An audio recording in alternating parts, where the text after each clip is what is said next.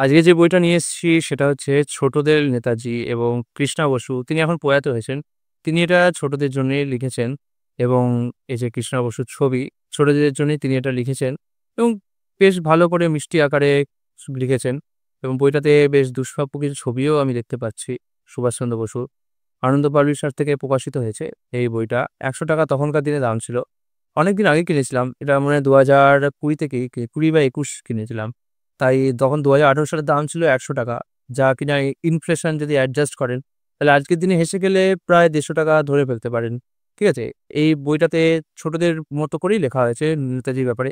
তাই যারা বড়রা তারাও এর থেকে আনন্দ আস্বাদ পেতে পারেন। কিন্তু খুব বেশি তথ্য জানতে পারবেন তা না। যেহেতু তারা ইতিমধ্যে অনেক তথ্যই জানেন, যারা নেতাজির ব্যাপারে অনেক রিসার্চ করেছেন।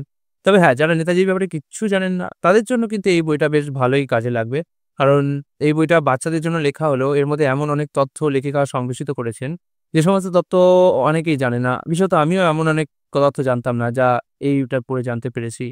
এবং আরেকটা জিনিস যেটা গুরুত্বপূর্ণ, এই বইটা খুব সুন্দরভাবে তিনি চরিত্রায়ন করেছেন। চরিত্রায়ন কথার মানে হচ্ছে, যেমন কারো সম্বন্ধে যখন লেখা হয়, তখন তার যে পজিটিভ দিকগুলো সেটা তুলে ধরে তা না।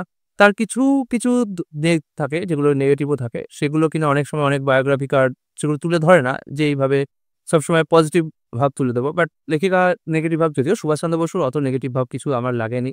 বাট তবুও তিনি কিছু জায়গা তুলে ধরেছেন যেখানে সুভাষচন্দ্র বসু পালিয়ে গিয়েছেন বা ইয়ে করেছেন। বাট আমার সেগুলো নেগেটিভ মনে হয় না। কারণ শর্টের মানে শর্ট প্রবৃত্তির লোকের সাথে শর্টের মতোই আচরণ করা উচিত। তো ব্রিটিশাররা আমাদের সাথে যেরকমভাবে ছলনা করে আমাদের দেশকে দখল করেছিল, তো দরকার ছিল তাদের সাথে ছলনা করে তাদেরকে এড়িয়ে পালিয়ে যাওয়া।